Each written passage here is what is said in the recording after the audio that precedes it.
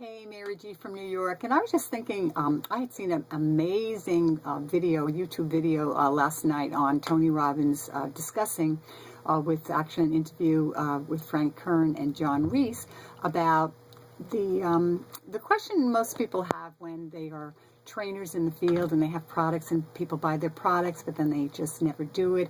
I could relate to that as far as being an MLM team leader in a couple of companies that I had in the past where, you can motivate and inspire people as much as you possibly can. However, they have to do the inspiration from within and they have to take the action. There's nothing you can do about it if they don't use the product they buy from you, or proceed on the team and do the steps that it takes to see the success that you might be seeing and they're not. And this is a very frustrating thing about teams and actually just the world, because we know that there's 1%ers to 5%ers that actually will take action and they see success, and we leaders fall in within that category, but the rest of everybody kind of falls in the 90, the 99 to 95 to 99%. And it kind of is disturbing. In fact, it disturbs so many people that sometimes they just leave programs to go to programs that, will show simpler results for people who just, will do the work, time for money kind of thing. But that's basically, when you think about it, it can be just kind of like a job. So anyway, but it's wonderful to have that available for those people as well, though. So there's no judgment on that.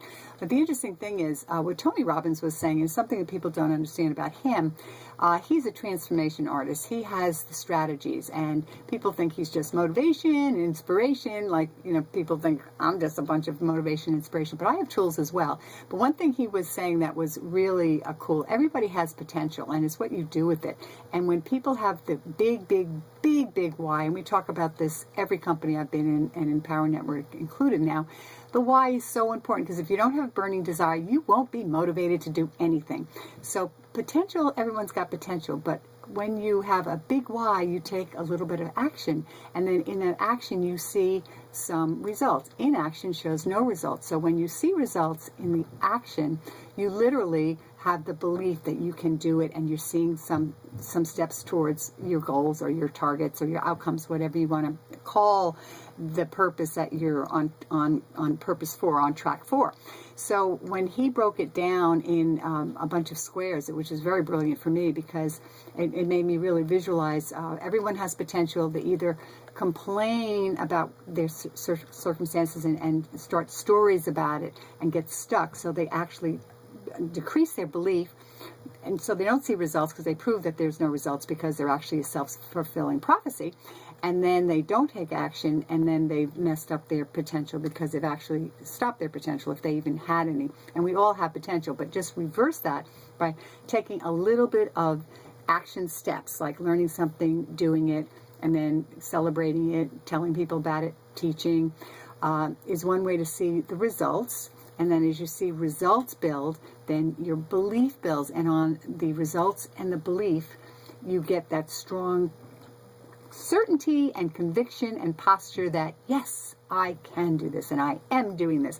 So that's the difference between people that are successful, because that's how they think. They go from their potential to taking major action because their why is so strong. They have a purpose, they're on purpose, they have certainty about it, and they've seen the results, and they build on the results that they've seen, and that creates their belief. And once they have a strong belief, then they just happen up the potential again, get excited and take more action. So it's a constant cycle, up spiraling cycle on a higher vibrational level to their success. So they just keep building and building on that. So it keeps telling them that, yes, anything's possible, because every time I take some action, I see the results, and I have stronger belief, and then I know my potential is greater. So we keep growing like that when we choose that direction.